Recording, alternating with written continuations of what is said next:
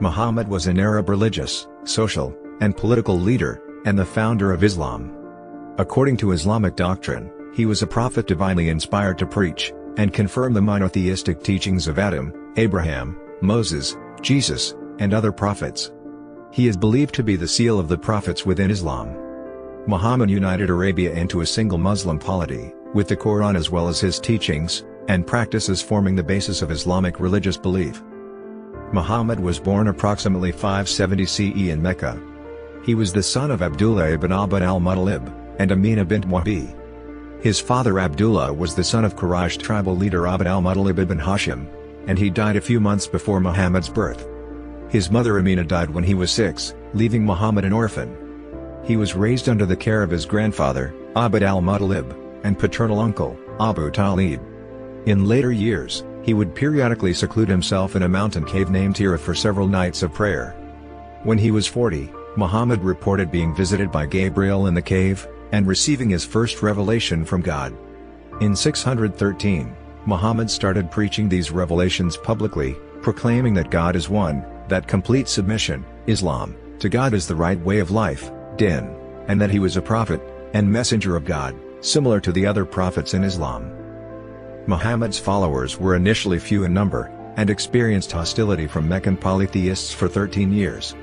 To escape ongoing persecution, he sent some of his followers to Abyssinia in 615, before he and his followers migrated from Mecca to Medina, then known as Yathrib, later in 622. This event, the Hijra, marks the beginning of the Islamic calendar, also known as the Hijri calendar. In Medina, Muhammad united the tribes under the Constitution of Medina. In December 629, after 8 years of intermittent fighting with Meccan tribes, Muhammad gathered an army of 10,000 Muslim converts, and marched on the city of Mecca. The conquest went largely uncontested, and Muhammad seized the city with little bloodshed. In 632, a few months after returning from the farewell pilgrimage, he fell ill, and died. By the time of his death, most of the Arabian Peninsula had converted to Islam. The revelations, each known as ayah, literally, sign, of God, that Muhammad reported receiving until his death form the verses of the Quran, regarded by Muslims as the verbatim word of God on which the religion is based. Besides the Quran, Muhammad's teachings and practices, sunnah, found in the hadith, and sirah, biography, literature, are also upheld and used as sources of Islamic law, see Sharia. The name Muhammad means praiseworthy in Arabic. It appears 4 times in the Quran. The Quran also addresses Muhammad in the second person by various appellations: prophet, messenger, servant of God, Abid, announcer, Bashir, witness, Shahid, bearer of good tidings, Mubashir, warner, Nather, reminder, Mudhacker, one who calls unto God, Dai, light personified, Noor, and the light-giving lamp, Siraj Munir. The Quran is the central religious text of Islam. Muslims believe it represents the words of God revealed by the Archangel Gabriel to Muhammad. The Quran, however, provides minimal assistance for Muhammad's chronological biography. Most Quranic verses do not provide significant historical context. Important sources regarding Muhammad's life may be found in the historic works by writers of the 2nd and 3rd centuries of the Muslim era, 8th and 9th century CE. These include traditional Muslim biographies of Muhammad, which provide additional information about Muhammad's life. The earliest written sirah, biographies of Muhammad, and quotes attributed to him, is Ibn Ishaq's Life of God's Messenger written c. 767 CE, 150 AH. Although the original work was lost, this sirah survives as extensive excerpts in works by Ibn Hisham, and to a lesser extent by al-Tabari. However, Ibn Hisham wrote in the preface to his biography of Muhammad that he omitted matters from Ibn Ishaq's biography that would distress certain people. Another early history source is the history of Muhammad's campaigns by al-Waqidi, death 207 AH, and the work of Waqidi's secretary Ibn Sa'd al-Baghdadi, death 230 AH. Many scholars accept these early biographies as authentic, though their accuracy is unascertainable. Recent studies have led scholars to distinguish between traditions touching legal matters and purely historical events. In a legal group, traditions could have been subject to invention, while historic events, aside from exceptional cases, may have been only subject to tendential shaping. Other important sources include the Hadith collections, accounts of verbal and physical teachings, and traditions attributed to Muhammad. Hadiths were compiled several generations after his death by Muslims including Muhammad al-Bukhari, Muslim ibn al-Hajjaj, Muhammad ibn Isa at-Tirmidhi, Abd ar-Rahman al-Nasai, Abu Dawud, Ibn Majah, Malik ibn Anas, al-Daraqutni. Some Western academics cautiously view the Hadith collections as accurate historical sources. Scholars such as Ma'tulung do not reject the narrations which have been compiled in later periods, but judge them in the context of history, and on the basis of their compatibility with the events and figures. Muslim scholars on the other hand typically place a greater emphasis on the Hadith literature instead of the biographical literature, since Hadiths maintain a traditional chain of transmission, isnad. The lack of such a chain for the biographical literature makes it unverifiable in their eyes. The Arabian Peninsula was, and still is, largely arid with volcanic soil, making agriculture difficult except near oases or springs. Towns and cities dotted the landscape, two of the most prominent being Mecca and Medina. Medina was a large flourishing agricultural settlement, while Mecca was an important financial center for many surrounding tribes.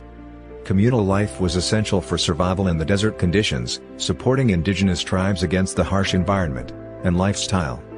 Tribal affiliation, whether based on kinship or alliances, was an important source of social cohesion. Indigenous Arabs were either nomadic or sedentary. Nomadic groups constantly traveled seeking water and pasture for their flocks, while the sedentary settled and focused on trade and agriculture. Nomadic survival also depended on raiding caravans or oases. Nomads did not view this as a crime. In pre-Islamic Arabia, gods or goddesses were viewed as protectors of individual tribes, their spirits associated with sacred trees, stones, springs, and wells. As well as being the site of an annual pilgrimage, the Kaaba shrine in Mecca housed 360 idols of tribal patron deities. 3 goddesses were worshipped, in some places as daughters of Allah, Allat, Manat, and Al-Uzza. Monotheistic communities existed in Arabia, including Christians and Jews. Hanifs, native pre-Islamic Arabs who professed a rigid monotheism, are also sometimes listed alongside Jews and Christians in pre-Islamic Arabia, although scholars dispute their historicity.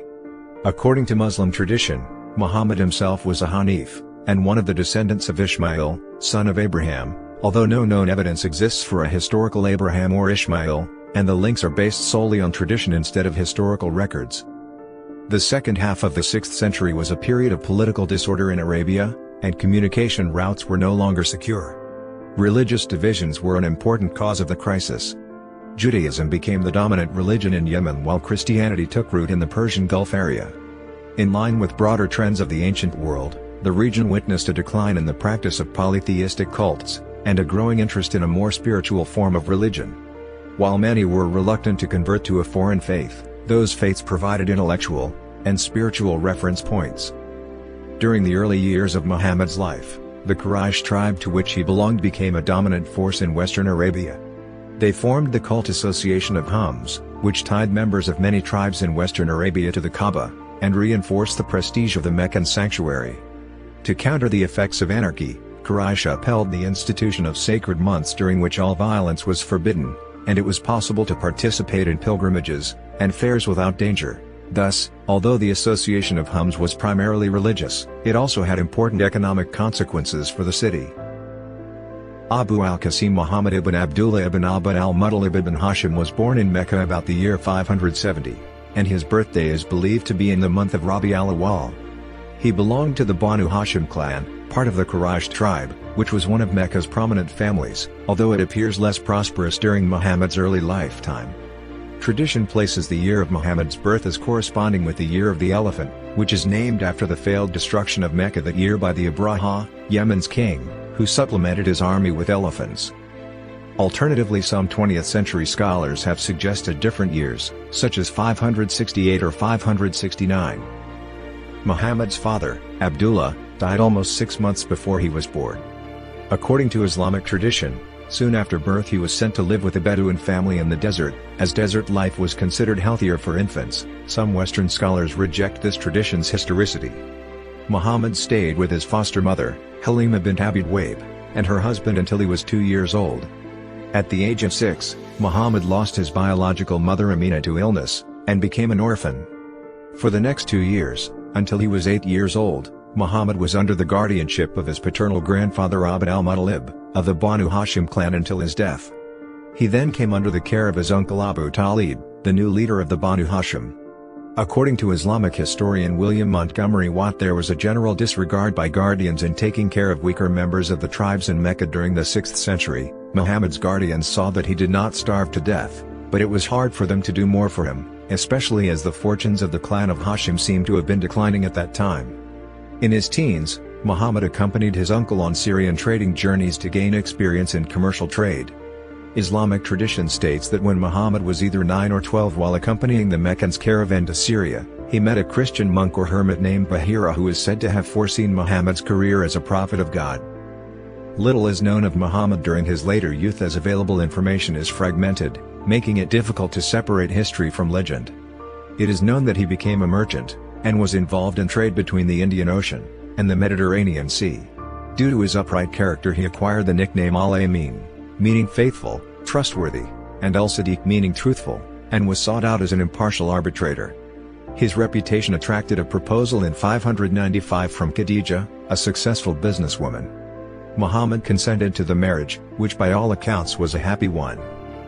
Several years later, according to a narration collected by historian Ibn Ishaq, Muhammad was involved with a well-known story about setting the black stone in place in the wall of the Kaaba in 605 CE. The black stone, a sacred object, was removed during renovations to the Kaaba. The Meccan leaders could not agree which clan should return the black stone to its place. They decided to ask the next man who came through the gate to make that decision. That man was the 35-year-old Muhammad.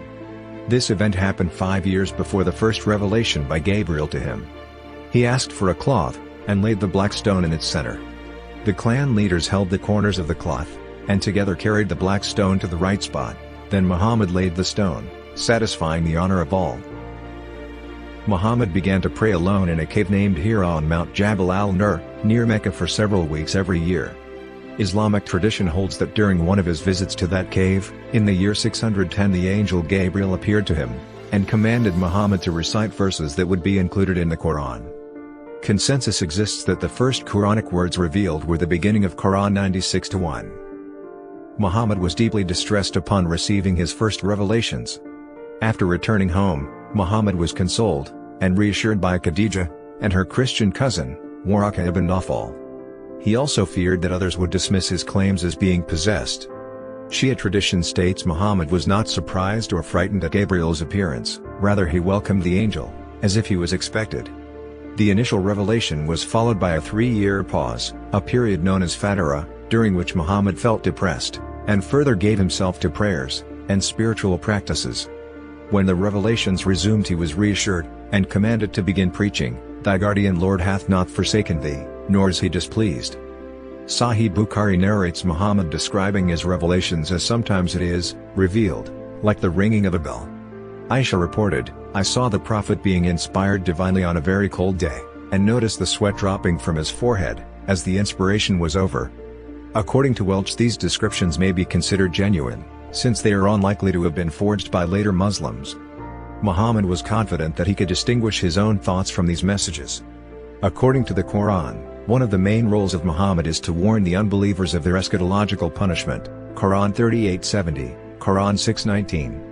Occasionally the Quran did not explicitly refer to Judgment Day but provided examples from the history of extinct communities, and warns Muhammad's contemporaries of similar calamities. Muhammad did not only warn those who rejected God's revelation, but also dispensed good news for those who abandoned evil, listening to the divine words, and serving God. Muhammad's mission also involves preaching monotheism. The Quran commands Muhammad to proclaim and praise the name of his Lord, and instructs him not to worship idols or associate other deities with God. The key themes of the early Quranic verses included the responsibility of man towards his Creator, the resurrection of the dead, God's final judgment followed by vivid descriptions of the tortures in hell, and pleasures in paradise, and the signs of God in all aspects of life. Religious duties required of the believers at this time were few: belief in God, asking for forgiveness of sins, offering frequent prayers, assisting others, particularly those in need, rejecting cheating, and the love of wealth, considered to be significant in the commercial life of Mecca, being chaste, and not committing female infanticide. According to Muslim tradition, Muhammad's wife Khadija was the first to believe he was a prophet. She was followed by Muhammad's 10-year-old cousin Ali ibn Abi Talib, close friend Abu Bakr, and adopted son Zayd.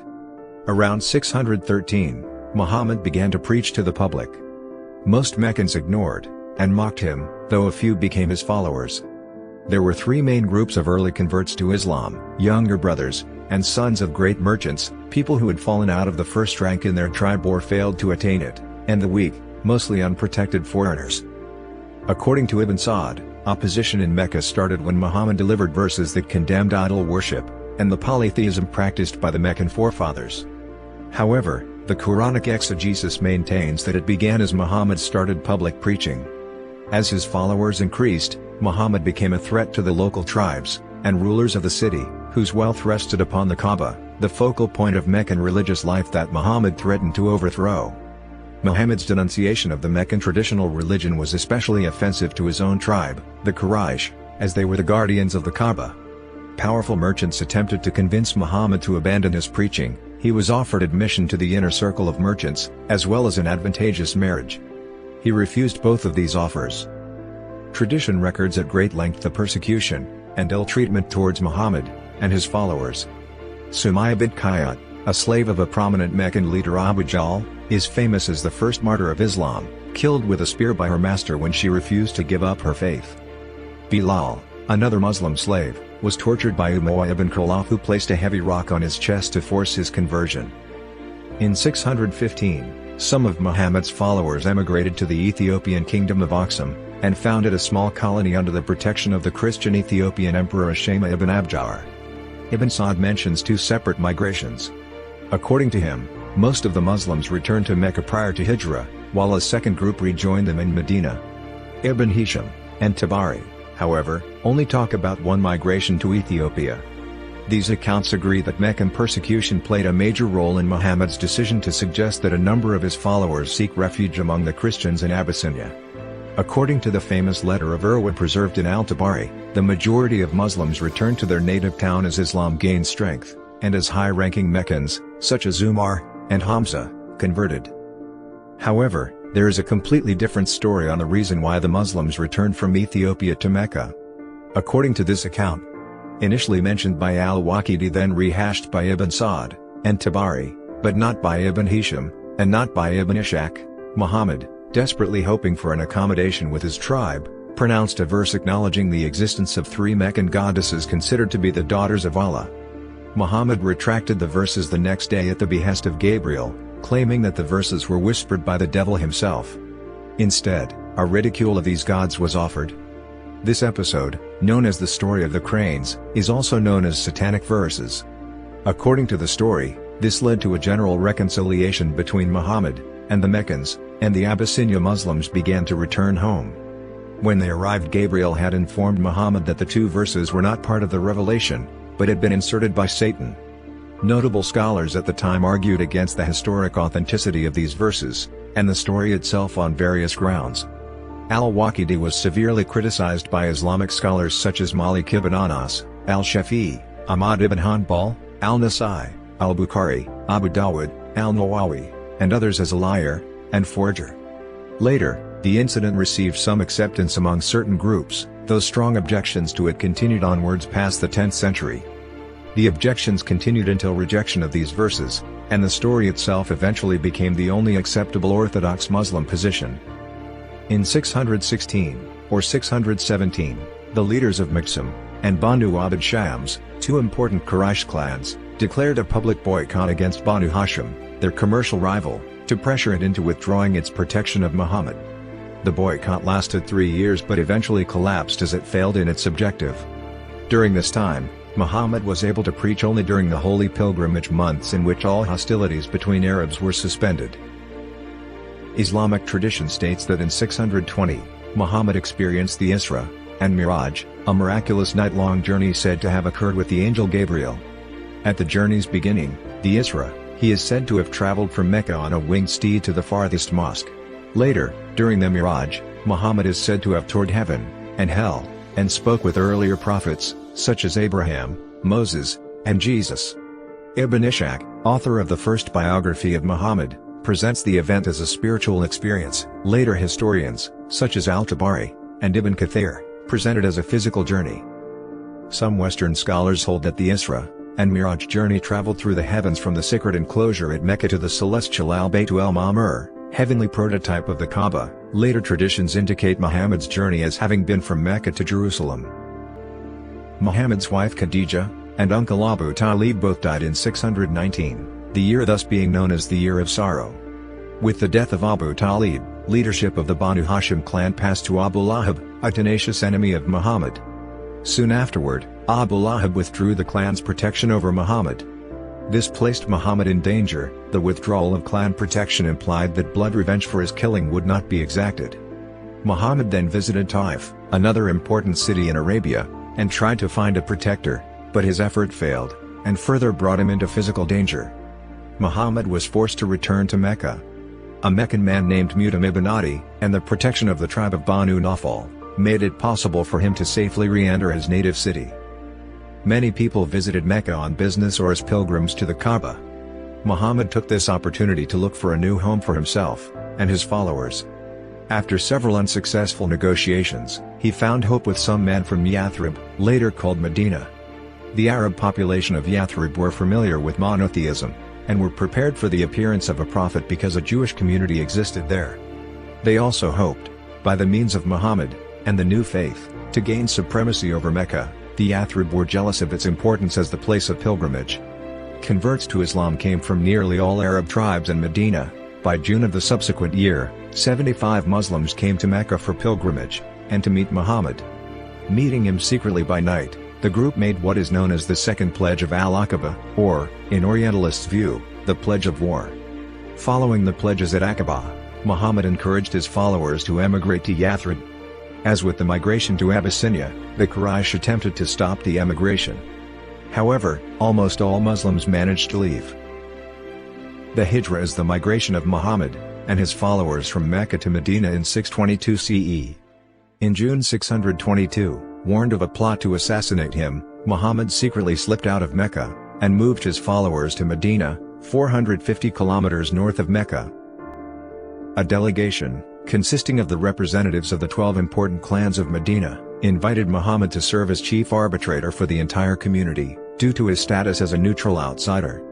There was fighting in Yathrib, primarily the dispute involved its Arab and Jewish inhabitants, and was estimated to have lasted for around 100 years before 620. The recurring slaughters and disagreements over the resulting claims, especially after the Battle of Bu'ath in which all clans were involved, made it obvious to them that the tribal concept of blood feud and an eye for an eye were no longer workable unless there was one man with authority to adjudicate in disputed cases. The delegation from Medina pledged themselves and their fellow citizens to accept Muhammad into their community and physically protect him as one of themselves. Muhammad instructed his followers to emigrate to Medina, until nearly all his followers left Mecca.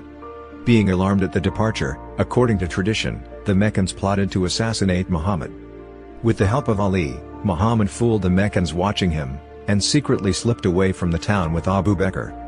By 622, Muhammad emigrated to Medina, a large agricultural oasis. Those who migrated from Mecca along with Muhammad became known as Muhajirin, emigrants. Among the first things Muhammad did to ease the long-standing grievances among the tribes of Medina was to draft a document known as the Constitution of Medina, establishing a kind of alliance or federation among the 8 Medina tribes and Muslim emigrants from Mecca. This specified rights and duties of all citizens, and the relationship of the different communities in Medina, including the Muslim community to other communities, specifically the Jews, and other peoples of the book. The community defined in the Constitution of Medina, Ummah, had a religious outlook, also shaped by practical considerations, and substantially preserved the legal forms of the old Arab tribes. The first group of converts to Islam in Medina were the clans without great leaders. These clans had been subjugated by hostile leaders from outside.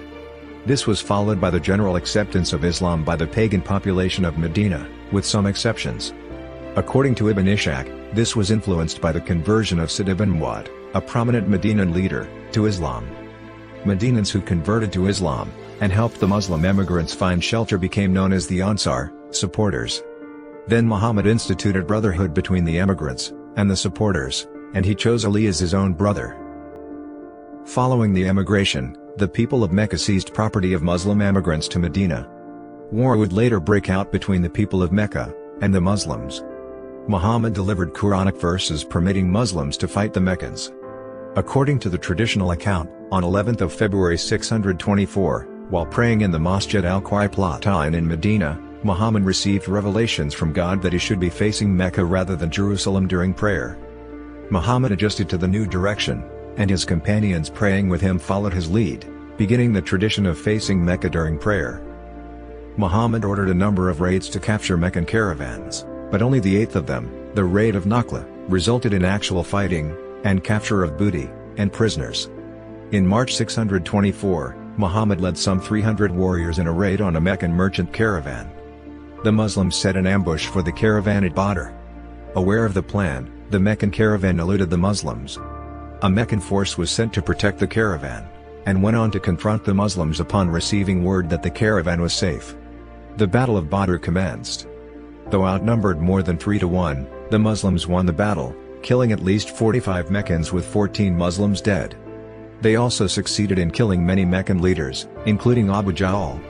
70 prisoners had been acquired, many of whom were ransomed. Muhammad and his followers saw the victory as confirmation of their faith, and Muhammad ascribed the victory to the assistance of an invisible host of angels. The Quranic verses of this period, unlike the Meccan verses, dealt with practical problems of government, and issues like the distribution of spoils. The victory strengthened Muhammad's position in Medina, and dispelled earlier doubts among his followers. As a result, the opposition to him became less vocal. Pagans who had not yet converted were very bitter about the advance of Islam. Two pagans, Asma bint Marwan of the Aws Manat tribe, and Abu Afaq of the Amr b. Auf tribe, had composed verses taunting and insulting the Muslims. They were killed by people belonging to their own or related clans, and Muhammad did not disapprove of the killings.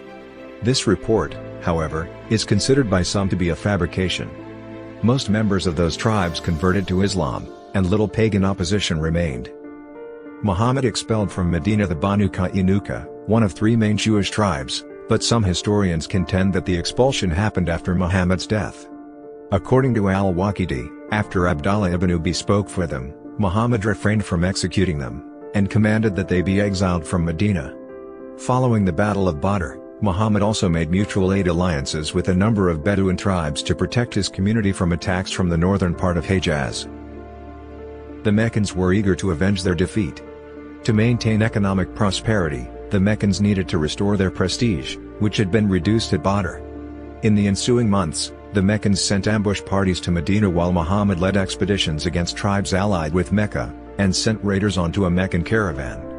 Abu Sufyan gathered an army of 3,000 men, and set out for an attack on Medina. A scout alerted Muhammad of the Meccan army's presence, and numbers a day later. The next morning, at the Muslim Conference of War, a dispute arose over how best to repel the Meccans. Muhammad, and many senior figures suggested it would be safer to fight within Medina, and take advantage of the heavily fortified strongholds. Younger Muslims argued that the Meccans were destroying crops, and huddling in the strongholds would destroy Muslim prestige. Muhammad eventually conceded to the younger Muslims, and readied the Muslim force for battle. Muhammad led his force outside to the mountain of Uhud, the location of the Meccan camp, and fought the Battle of Uhud on 23 March 625. Although the Muslim army had the advantage in early encounters, lack of discipline on the part of strategically placed archers led to a Muslim defeat. 75 Muslims were killed, including Hamza, Muhammad's uncle, who became one of the best-known martyrs in the Muslim tradition. The Meccans did not pursue the Muslims, instead, they marched back to Mecca declaring victory. The announcement is probably because Muhammad was wounded, and thought dead. When they discovered that Muhammad lived, the Meccans did not return due to false information about new forces coming to his aid. The attack had failed to achieve their aim of completely destroying the Muslims. The Muslims buried the dead, and returned to Medina that evening. Questions accumulated about the reasons for the loss. Muhammad delivered Quranic verses 3 to 152 indicating that the defeat was twofold, partly a punishment for disobedience, partly a test for steadfastness. Abu Sufyan directed his effort towards another attack on Medina. He gained support from the nomadic tribes to the north and east of Medina, using propaganda about Muhammad's weakness, promises of booty, memories of Quraysh prestige, and through bribery. Muhammad's new policy was to prevent alliances against him. Whenever alliances against Medina were formed, he set out expeditions to break them up. Muhammad heard of men massing with hostile intentions against Medina, and reacted in a severe manner. One example is the assassination of Ka'b ibn al-Ashraf, a chieftain of the Jewish tribe of Banu Nadir. Al-Ashraf went to Mecca, and wrote poems that roused the Meccans' grief, anger, and desire for revenge after the Battle of Badr. Around a year later, Muhammad expelled the Banu Nadir from Medina, forcing their emigration to Syria. He allowed them to take some possessions, as he was unable to subdue the Banu Nadir in their strongholds. The rest of their property was claimed by Muhammad in the name of God, as it was not gained with bloodshed. Muhammad surprised various Arab tribes, individually, with overwhelming force, causing his enemies to unite to annihilate him.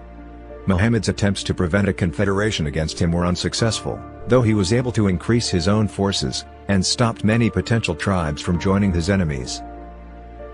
With the help of the exiled Banu Nadir, the Quraysh military leader Abu Sufyan mustered a force of 10,000 men. Muhammad prepared a force of about 3,000 men, and adopted a form of defense unknown in Arabia at that time. The Muslims dug a trench wherever Medina lay open to cavalry attack. The idea is credited to a Persian convert to Islam, Salman the Persian. The siege of Medina began on 31st of March 627, and lasted 2 weeks. Abu Sufyan's troops were unprepared for the fortifications, and after an ineffectual siege, the coalition decided to return home. The Quran discusses this battle in Surah Al-Ahzab, in verses 33 to 9 to 27. During the battle, the Jewish tribe of Banu Qurayza, located to the south of Medina, entered into negotiations with Meccan forces to revolt against Muhammad. Although the Meccan forces were swayed by suggestions that Muhammad was sure to be overwhelmed, they desired reassurance in case the Confederacy was unable to destroy him. No agreement was reached after prolonged negotiations, partly due to sabotage attempts by Muhammad's scouts. After the coalition's retreat, the Muslims accused the Banu Qurayza of treachery, and besieged them in their forts for 25 days. The Banu Qurayza eventually surrendered. According to Ibn Ishaq, all the men apart from a few converts to Islam were beheaded, while the women and children were enslaved. Walid ibn Arafat and Barakat Ahmad have disputed the accuracy of Ibn Ishaq's narrative. Arafat believes that Ibn Ishaq's Jewish sources, speaking over 100 years after the event, conflated this account with memories of earlier massacres in Jewish history. He notes that Ibn Ishaq was considered an unreliable historian by his contemporary Malik ibn Anas, and a transmitter of odd tales by the later Ibn Hajar. Ahmad argues that only some of the tribe were killed, while some of the fighters were merely enslaved. Watt finds Arafat's arguments not entirely convincing, while Mirjay Kister has contradicted the arguments of Arafat and Ahmad. In the siege of Medina, the Meccans exerted the available strength to destroy the Muslim community. The failure resulted in a significant loss of prestige. Their trade with Syria vanished. Following the Battle of the Trench, Muhammad made 2 expeditions to the north, both ended without any fighting. While returning from one of these journeys, or some years earlier according to other early accounts, an accusation of adultery was made against Aisha, Muhammad's wife. Aisha was exonerated from accusations when Muhammad announced he had received a revelation confirming Aisha's innocence, and directing that charges of adultery be supported by 4 eyewitnesses, Surah 24, Honor. Although Muhammad had delivered Quranic verses commanding the Hajj, the Muslims had not performed it due to Quraysh enmity. In the month of Shawwal 628, Muhammad ordered his followers to obtain sacrificial animals, and to prepare for a pilgrimage, Umrah, to Mecca, saying that God had promised him the fulfillment of this goal in a vision when he was shaving his head after completion of the Hajj. Upon hearing of the approaching 1,400 Muslims, the Quraysh dispatched 200 cavalry to halt them. Muhammad evaded them by taking a more difficult route, enabling his followers to reach al-Hudaybiyah just outside Mecca. According to Watt, although Muhammad's decision to make the pilgrimage was based on his dream, he was also demonstrating to the pagan Meccans that Islam did not threaten the prestige of the sanctuaries, that Islam was an Arabian religion. Negotiations commenced with emissaries traveling to and from Mecca. While these continued, rumors spread that one of the Muslim negotiators, Uthman bin Affan, had been killed by the Quraysh. Muhammad called upon the pilgrims to make a pledge not to flee, or to stick with Muhammad, whatever decision he made, if the situation descended into war with Mecca. This pledge became known as the Pledge of Acceptance or the Pledge Under the Tree. News of Uthman's safety allowed for negotiations to continue. and a treaty scheduled to last 10 years was eventually signed between the Muslims and Quraysh. The main points of the treaty included cessation of hostilities, the deferral of Muhammad's pilgrimage to the following year, and agreement to send back any Meccan who emigrated to Medina without permission from their protector. Many Muslims were not satisfied with the treaty. However, the Quranic Surah Al-Fath, the victory, assured them that the expedition must be considered a victorious one. It was later that Muhammad's followers realized the benefit behind the treaty. These benefits included the requirement of the Meccans to identify Muhammad as an equal, cessation of military activity allowing Medina to gain strength, and the admiration of Meccans who were impressed by the pilgrimage rituals. After signing a truce, Muhammad assembled an expedition against the Jewish oasis of Khaybar, known as the Battle of Khaybar. This was possibly due to housing the Banu Nadir who were inciting hostilities against Muhammad, or to regain prestige from what appeared as the inconclusive result of the Truce of Hudaybiyah. According to Muslim tradition, Muhammad also sent letters to many rulers, asking them to convert to Islam. The exact date is given variously in the sources. He sent messengers, with letters, to Heraclius of the Byzantine Empire, the Eastern Roman Empire, Khosrau of Persia, the chief of Yemen, and to some others. In the years following the Truce of Hudaybiyah, Muhammad directed his forces against the Arabs on Transjordanian Byzantine soil in the Battle of Mu'tah. The Truce of Hudaybiyah was enforced for 2 years. The tribe of Banu Huzah had good relations with Muhammad, whereas their enemies, the Banu Bekr, had allied with the Meccans. A clan of the Bekr made a night raid against the Huzah, killing a few of them. The Meccans helped the Banu Bekr with weapons, and, according to some sources, a few Meccans also took part in the fighting. After this event, Muhammad sent a message to Mecca with 3 conditions, asking them to accept one of them. These were, either the Meccans would pay blood money for the slain among the Khuzah tribe, they disavow themselves of the Banu Bekr, or they should declare the Truce of Hudaybiyah null. The Meccans replied that they accepted the last condition. Soon they realized their mistake, and sent Abu Sufyan to renew the Hudaybiyah treaty, a request that was declined by Muhammad. Muhammad began to prepare for a campaign. In 630, Muhammad marched on Mecca with 10,000 Muslim converts. With minimal casualties, Muhammad seized control of Mecca. He declared an amnesty for past offenses, except for 10 men and women who were guilty of murder or other offenses or had sparked off the war and disrupted the peace. Some of these were later pardoned. Most Meccans converted to Islam, and Muhammad proceeded to destroy all the statues of Arabian gods in and around the Kaaba. According to reports collected by Ibn Ishaq and al-Azraqi, Muhammad personally spared paintings or frescoes of Mary and Jesus, but other traditions suggest that all pictures were erased. The Quran discusses the conquest of Mecca. Following the conquest of Mecca, Muhammad was alarmed by a military threat from the confederate tribes of Hawazin who were raising an army double the size of Muhammad's. The Banu Hawazin were old enemies of the Meccans. They were joined by the Banu Thaqif, inhabiting the city of Taif, who adopted an anti-Meccan policy due to the decline of the prestige of Meccans. Muhammad defeated the Hawazin and Thaqif tribes in the Battle of Hunain. In the same year, Muhammad organized an attack against northern Arabia because of their previous defeat at the Battle of Mu'tah, and reports of hostility adopted against Muslims. With great difficulty he assembled 30,000 men, half of whom on the second day returned with Abdullah ibn Abd, untroubled by the damning verses which Muhammad hurled at them. Although Muhammad did not engage with hostile forces at Tabuk, he received the submission of some local chiefs of the region. He also ordered the destruction of any remaining pagan idols in eastern Arabia. The last city to hold out against the Muslims in western Arabia was Taif. Muhammad refused to accept the city's surrender until they agreed to convert to Islam, and allowed men to destroy the statue of their goddess Alat. A year after the Battle of Tabuk, the Banu Thaqif sent emissaries to surrender to Muhammad and adopt Islam. Many Bedouins submitted to Muhammad to safeguard against his attacks, and to benefit from the spoils of war. However, the Bedouins were alien to the system of Islam, and wanted to maintain independence, namely their code of virtue and ancestral traditions. Muhammad required a military and political agreement according to which they acknowledged the suzerainty of Medina, to refrain from attack on the Muslims and their allies, and to pay the zakat, the Muslim religious levy.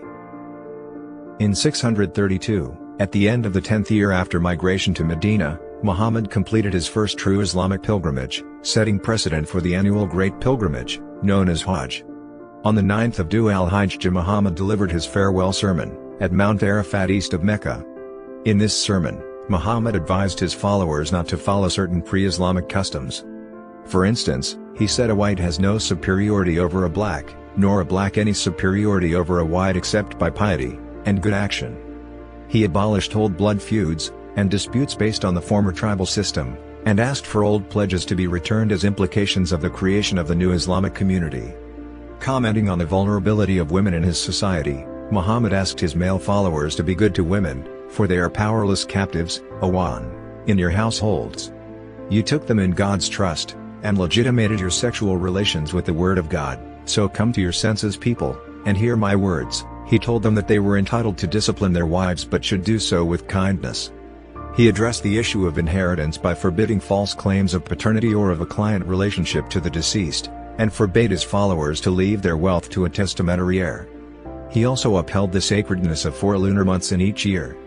According to Sunni tafsir, the following Quranic verse was delivered during this event: "Today I have perfected your religion, and completed my favors for you, and chosen Islam as a religion for you."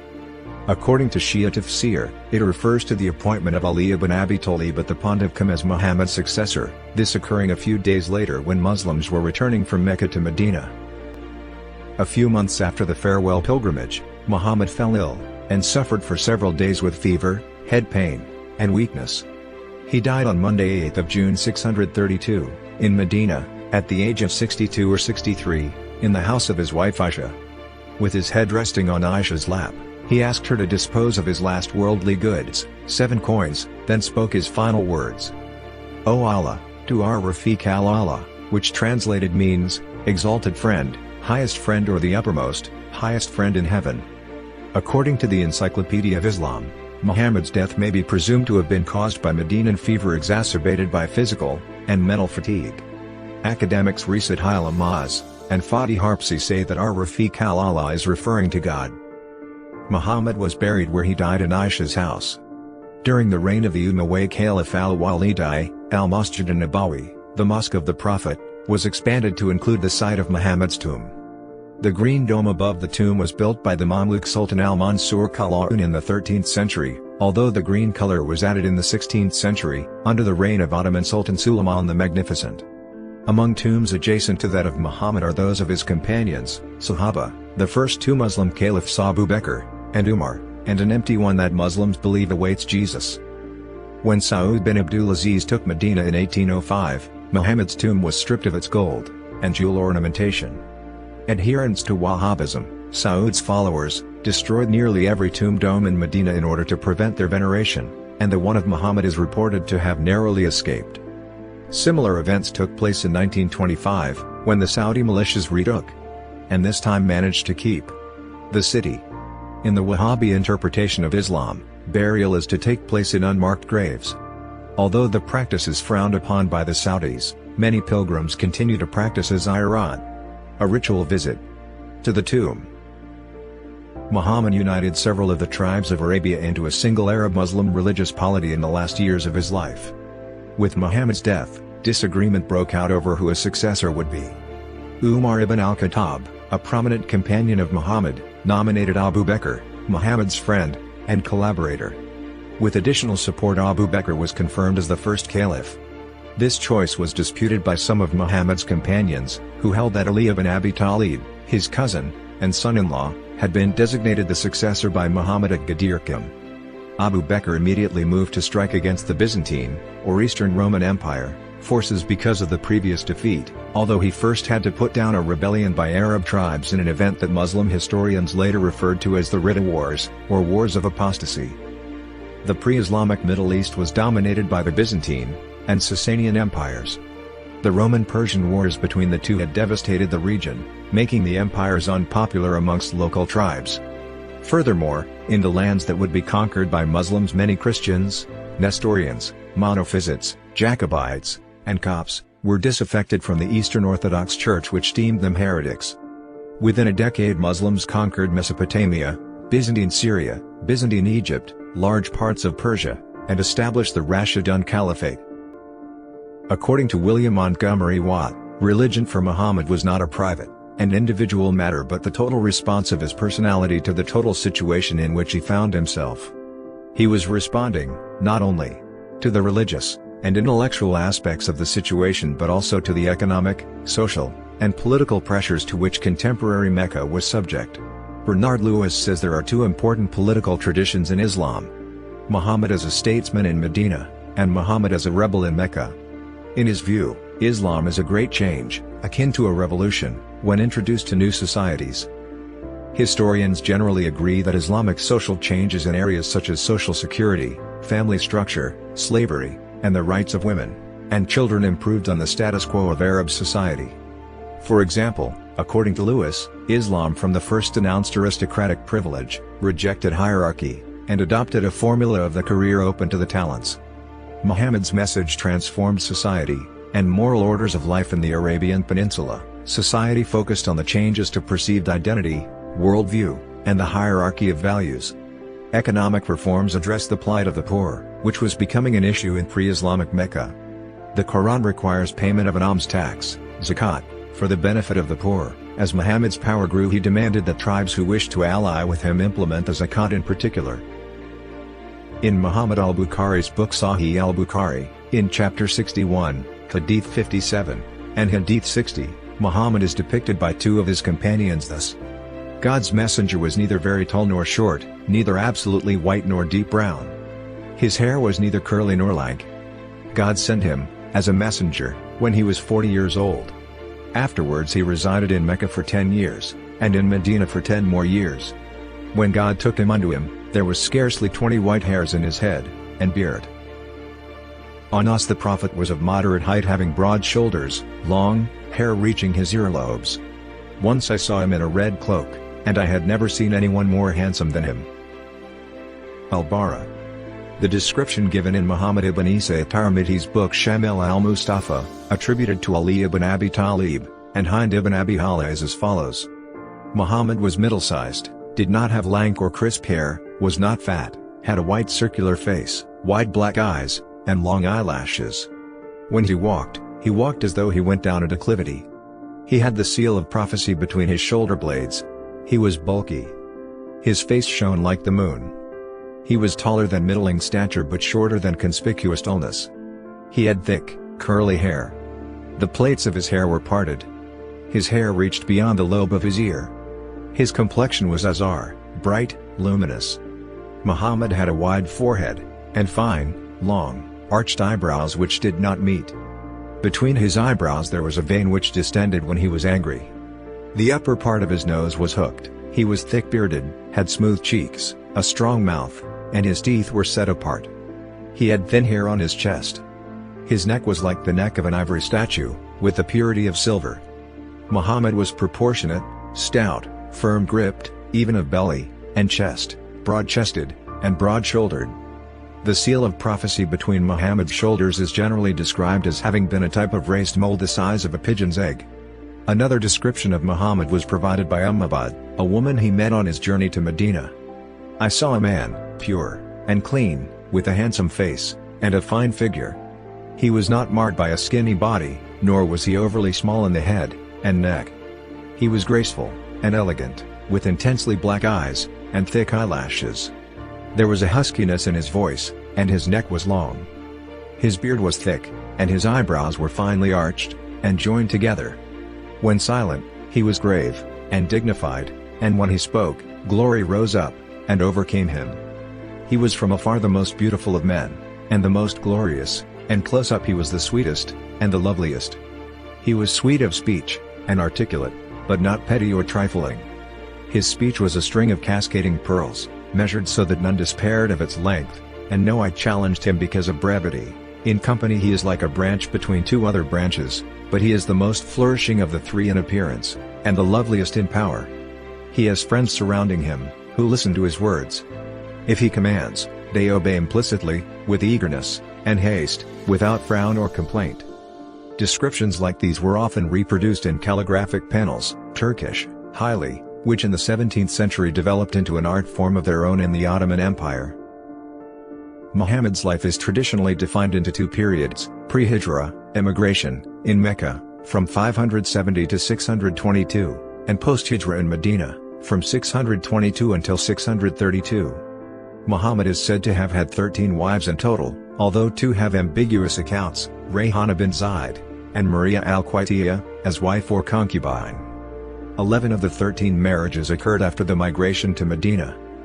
At the age of 25, Muhammad married the wealthy Khadija bint Khuwaylid, who was 40 years old. The marriage lasted for 25 years, and was a happy one. Muhammad did not enter into marriage with another woman during this marriage.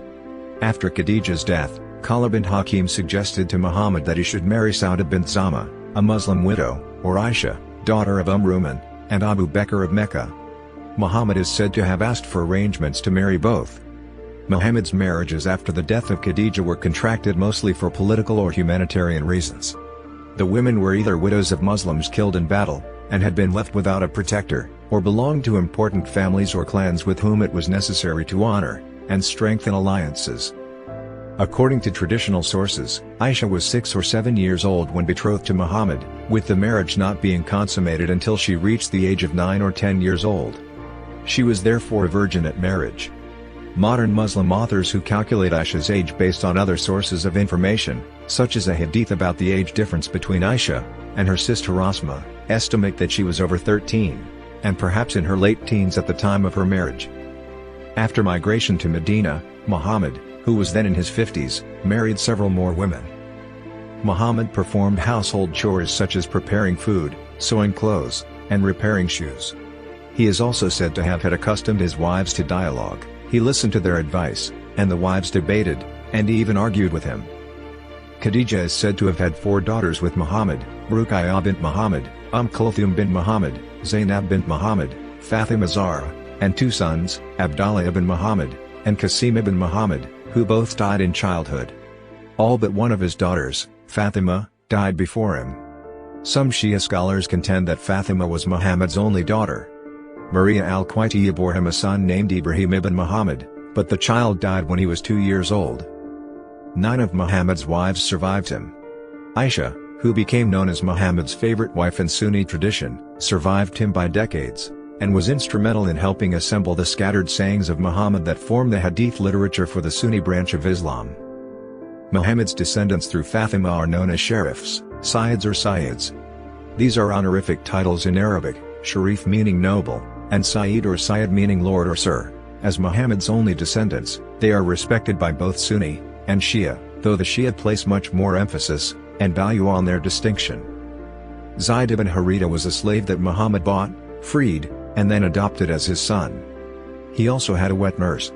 According to a BBC summary, the Prophet Muhammad did not try to abolish slavery, and bought, sold, captured, and owned slaves himself. But he insisted that slave owners treat their slaves well, and stressed the virtue of freeing slaves.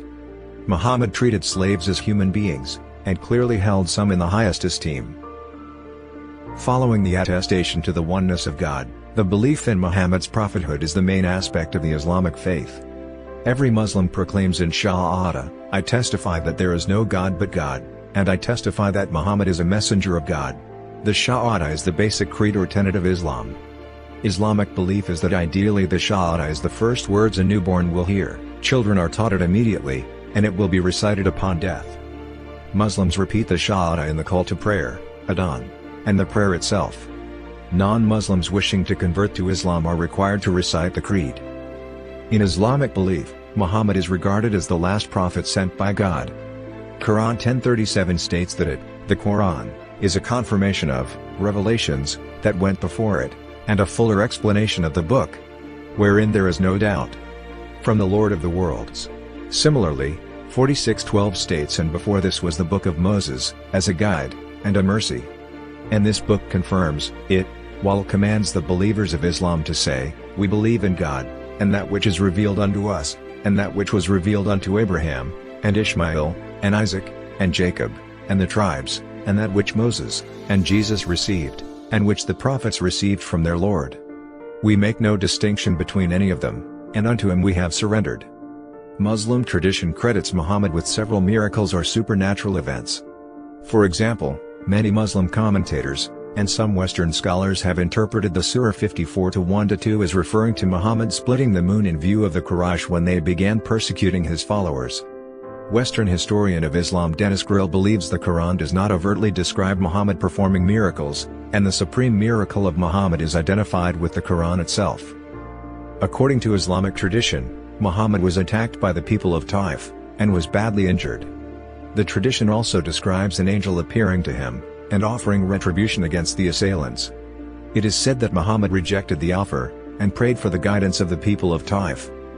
The Sunnah represents actions, and sayings of Muhammad, preserved in reports known as hadith, and covers a broad array of activities, and beliefs ranging from religious rituals, personal hygiene, and burial of the dead to the mystical questions involving the love between humans, and God. The Sunnah is considered a model of emulation for pious Muslims, and has to a great degree influenced the Muslim culture. The greeting that Muhammad taught Muslims to offer each other, "May peace be upon you," Arabic, "Assalamu alaikum," is used by Muslims throughout the world. Many details of major Islamic rituals such as daily prayers, the fasting, and the annual pilgrimage are only found in the Sunnah, and not the Quran. Muslims have traditionally expressed love, and veneration for Muhammad. Stories of Muhammad's life, his intercession, and of his miracles have permeated popular Muslim thought, and poetry. Among Arabic odes to Muhammad, Qasidat al-Burda, Poem of the Mantle, by the Egyptian Sufi al-Bizri, 1211-1294, is particularly well known, and widely held to possess a healing, spiritual power. The Quran refers to Muhammad as a mercy, Rahmat, to the worlds. The association of rain with mercy in Oriental countries has led to imagining Muhammad as a rain cloud dispensing blessings, and stretching over lands, reviving the dead hearts, just as rain revives the seemingly dead earth. Muhammad's birthday is celebrated as a major feast throughout the Islamic world, excluding Wahhabi-dominated Saudi Arabia where these public celebrations are discouraged. When Muslims say or write the name of Muhammad, they usually follow it with the Arabic phrase Sallallahu alayhi wa sallam, may God honor him, and grant him peace, or the English phrase peace be upon him. In casual writing, the abbreviation SA, for the Arabic phrase, or PBUH, for the English phrase, are sometimes used. In printed matter, a small calligraphic rendition is commonly used. The Sunnah contributed much to the development of Islamic law, particularly from the end of the first Islamic century. Muslim mystics, known as Sufis, who were seeking for the inner meaning of the Quran, and the inner nature of Muhammad, viewed the Prophet of Islam not only as a prophet but also as a perfect human being. All Sufi orders trace their chain of spiritual descent back to Muhammad. In line with the Hadith's prohibition against creating images of sentient living beings, which is particularly strictly observed with respect to God and Muhammad, Islamic religious art is focused on the Word. Muslims generally avoid depictions of Muhammad, and mosques are decorated with calligraphy, and Quranic inscriptions or geometrical designs, not images or sculptures. Today, the interdiction against images of Muhammad, designed to prevent worship of Muhammad, rather than God, is much more strictly observed in Sunni Islam, 85% to 90% of Muslims, and Ahmadiyya Islam, 1%, than among Shias, 10% to 15%. While both Sunnis and Shias have created images of Muhammad in the past, Islamic depictions of Muhammad are rare. They have mostly been limited to the private and elite medium of the miniature, and since about 1500 most depictions show Muhammad with his face veiled, or symbolically represent him as a flame. The earliest extant depictions come from 13th century Anatolian Seljuk and Ilkhanid Persian miniatures, typically in literary genres describing the life and deeds of Muhammad. During the Ilkhanid period, when Persia's Mongol rulers converted to Islam, competing Sunni and Shia groups used visual imagery, including images of Muhammad, to promote their particular interpretation of Islam's key events.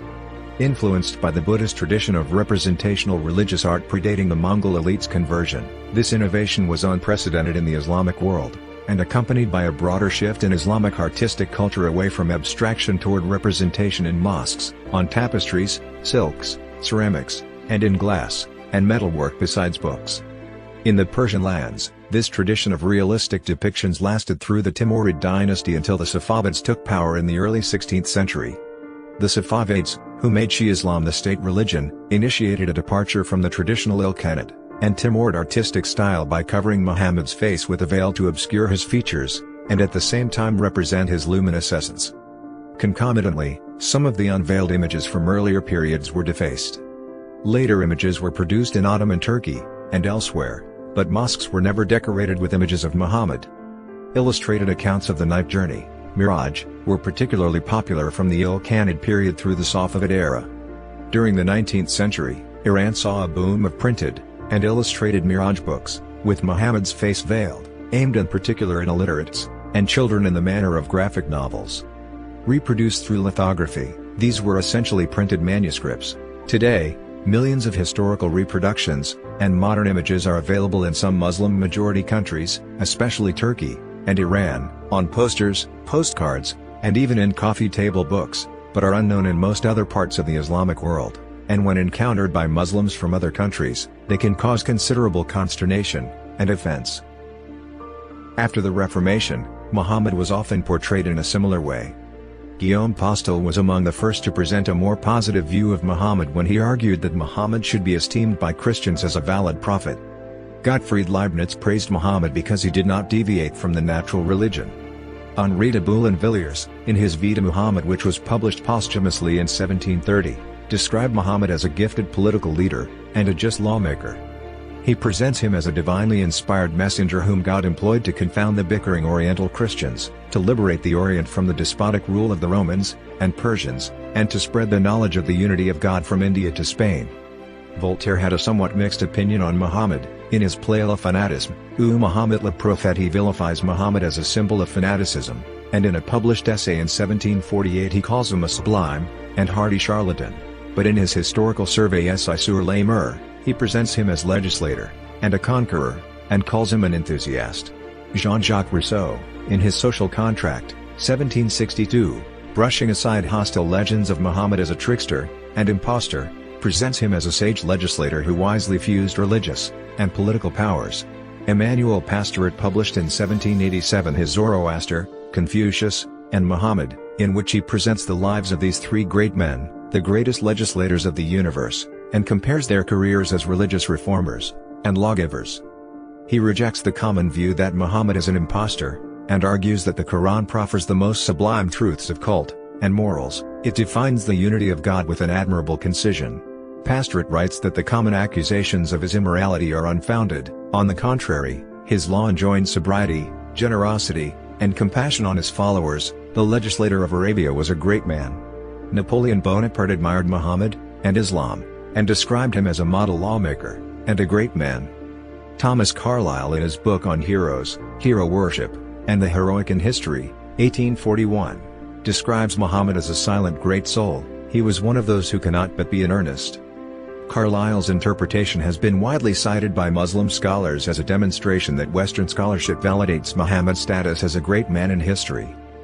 Ian Aumann says that German Romantic writers generally held positive views of Muhammad, Goethe's extraordinary poet-prophet, Herder's nation-builder, Schlegel's admiration for Islam as an aesthetic product, enviably authentic, radiantly holistic, played such a central role in his view of Muhammad as an exemplary world fashioner that he even used it as a scale of judgment for the classical. The Dithyramb, we are told, has to radiate pure beauty if it is to resemble a Quran of poetry, after quoting Heinrich Heine, who said in a letter to some friend that I must admit that you, great prophet of Mecca, are the greatest poet, and that your Quran will not easily escape my memory. John Toland goes on to show how Jews in Europe in particular held more nuanced views about Muhammad and Islam. Being an ethno-religious minority feeling discriminated, they specifically lauded Al-Andalus, and thus, writing about Islam was for Jews a way of indulging in a fantasy world, far from the persecution and pogroms of 19th century Europe, where Jews could live in harmony with their non-Jewish neighbors. Recent writers such as William Montgomery Watt and Richard Bell dismissed the idea that Muhammad deliberately deceived his followers, arguing that Muhammad was absolutely sincere and acted in complete good faith, and Muhammad's readiness to endure hardship for his cause, with what seemed to be no rational basis for hope, shows his sincerity. Watt, however, says that sincerity does not directly imply correctness. In contemporary terms, Muhammad might have mistaken his subconscious for divine revelation. Watt and Bernard Lewis argue that viewing Muhammad as a self-seeking impostor makes it impossible to understand Islam's development. Alfred T. Welch holds that Muhammad was able to be so influential and successful because of his firm belief in his vocation. Followers of the Bahá'í faith venerate Muhammad as one of a number of prophets or manifestations of God. He is thought to be the final manifestation, or seal of the Adamic cycle, but consider his teachings to have been superseded by those of Baha'u'llah, the founder of the Bahá'í faith, and the first manifestation of the current cycle. Druze tradition honors several mentors and prophets, and Muhammad is considered an important prophet of God in the Druze faith, being among the 7 prophets who appeared in different periods of history. Criticism of Muhammad has existed since the 7th century, when Muhammad was decried by his non-Muslim Arab contemporaries for preaching monotheism, and by the Jewish tribes of Arabia for his perceived appropriation of biblical narratives and figures, and proclamation of himself as the seal of the prophets. During the Middle Ages, various Western and Byzantine Christian thinkers criticized Muhammad's morality, and labeled him a false prophet or even the Antichrist, and he was frequently portrayed in Christendom as being either a heretic or as being possessed by demons. Modern religious and secular criticism of Islam has concerned Muhammad's sincerity in claiming to be a prophet, his morality, his marriages, his ownership of slaves, his treatment of his enemies, his handling of doctrinal matters, and his psychological condition.